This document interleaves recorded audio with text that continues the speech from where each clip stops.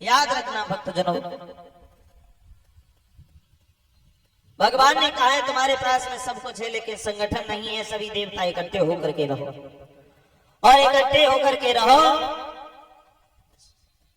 अगर दैत्यों पर विजय प्राप्त करनी है तो समुद्र मंथन करो। समुद्र मंथन, हाँ, जवाब दिया है प्रभु। समुद्र मंथन कैसे करेंगे? बोले हम सब बताएंगे। राक्षसों से हाथ मिलाओ और राक्षसों को भी अपनी तरफ लो और समुद्र का मंथन कीजिए। तो देवता बोले कैसे मंथन हो पाएगा समुद्र का? बोले क्यों? बोले सुनो ना। अरे समुद्र में अथाह पानी,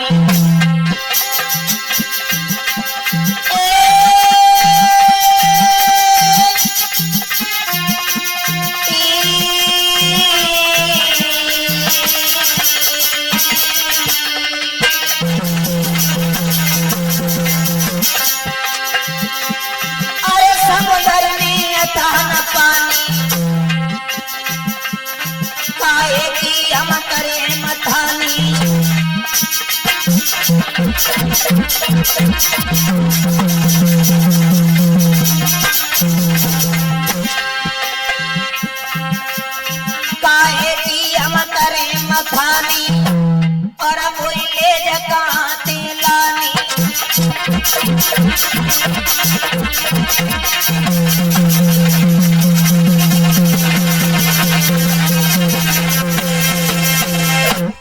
जवाब दिया है समुद्र में अथान तो पानी है।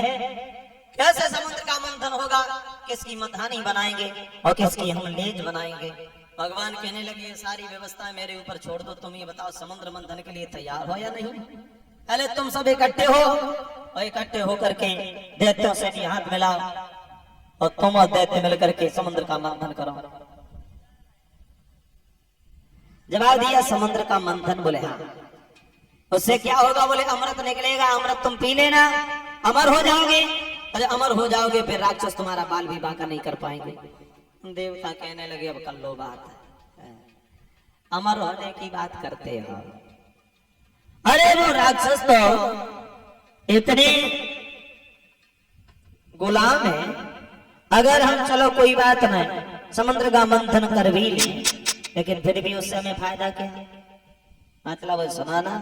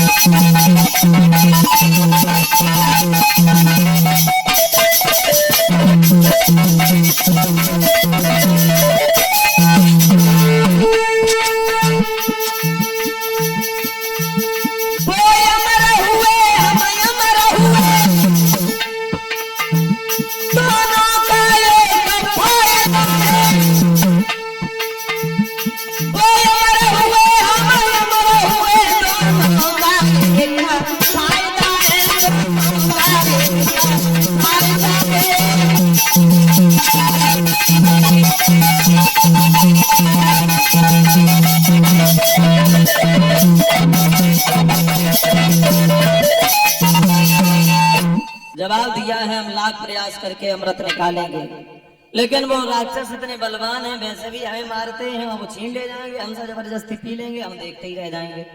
भगवान बोले ये सब भी मेरे ऊपर छोड़ा, तुम तैयार हो? बोले हम तैयार हैं। महाराज बासुक नाम की लेजम बनाई है, मंदराचल पर्वत की मथानी बनाई है। मंदराचल पर्वत को भी समुद्र में रख लिया भगवान ने, और बासुक नाम को उसी में लपेट लिया है। सबसे पहले फन की तरफ देवता लगे, पूंछ की तरफ राक्षस लगे, और समुद्र मंथन करने लगे।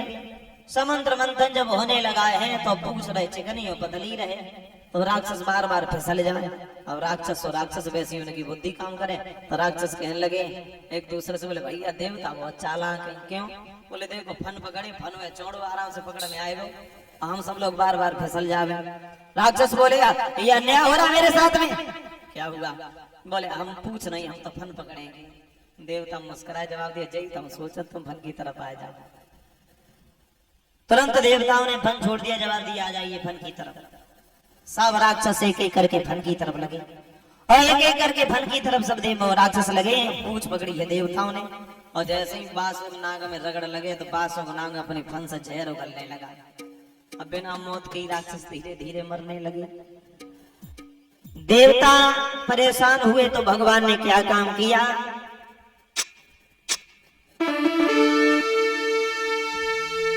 कि देवों पर जल बरसने लगा,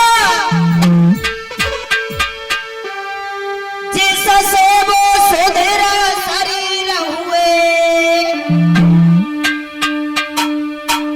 और बासुक नाग की ज्वाला से दैत्य के मलिन शरीर हुए।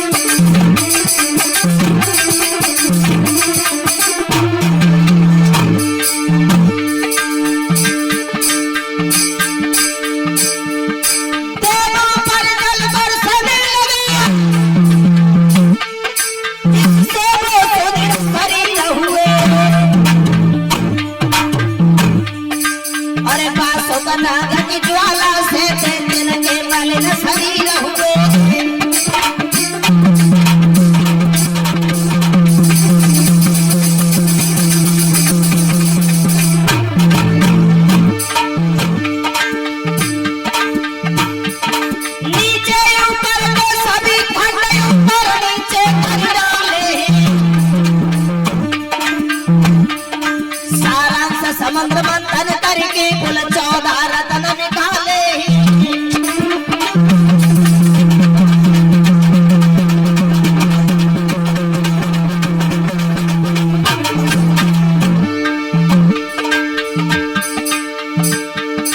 नीचे ऊपर के सभी खंड ऊपर नीचे डाले। सारांश समुद्र मंथन करके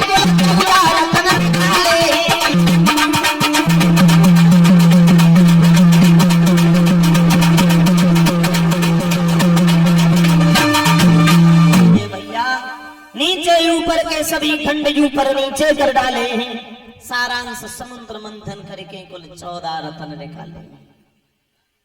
समुद्र का मंथन जब हुआ है, सबसे पहले निकला है उसमें से विष यानी जहर। जहर निकला है।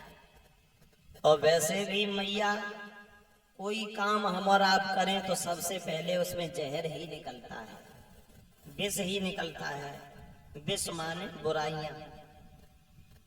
कोई भी आप अच्छा काम करो तो आपके पीठ पीछे बुराइयां जरूर होंगी, और बुराइयों से डरकर तुम पीछे हटाए, पीछे चले आए तो आगे चल के तुम्हें तुम्हारी मंजिल नहीं मिलेगी। जैसे कोई बिजनेस करो तो बिजनेस में भी बुराइयां भी होंगी, घाटा भी होगा, लेकिन बुराइयों को देख करके, घाटा को देख करके रोज नई दुकान खोलो बंद करो तो सब जिंदगी खोलते ही बंद करता रही हो करेगा चुनाव। सबसे पहले जब भी कोई आप अच्छा काम करने जाओ तो आपके जीवन में विष जरूर निकलता है। विष का मतलब होता है बुराइयां, और जो बुराइयों से डर करके पीछे हट जाता है तो आगे चल के उसे अमृत की प्राप्ति नहीं होती है। अगर पहले विष है और विश्व न डरे लगातार कोशिश करते रहे तो बाद में फिर क्या निकला? अमृत। जो विश्व न डरा और लगातार प्रयास करता रहा उसे आगे चल के अमृत की भी प्राप्ति होती है। इसलिए जीवन में कुछ भी कार्य करो, कितनी भी बुराइयां हो, आपको लोग गालियां दें, हंसी उड़ाएं, बुराइयां करें, कोई बिजनेस करो उसमें घाटा पड़ जाए, लेकिन निरंतर कार्य को करते रहिए। आज हवा सो काल नहीं, काल चले सो परसों नहीं चाले। जो आज है वो कल नहीं रहेगा, और जो कल है वो परसों नहीं रहेगा। सदैव बदलता ही रहता है।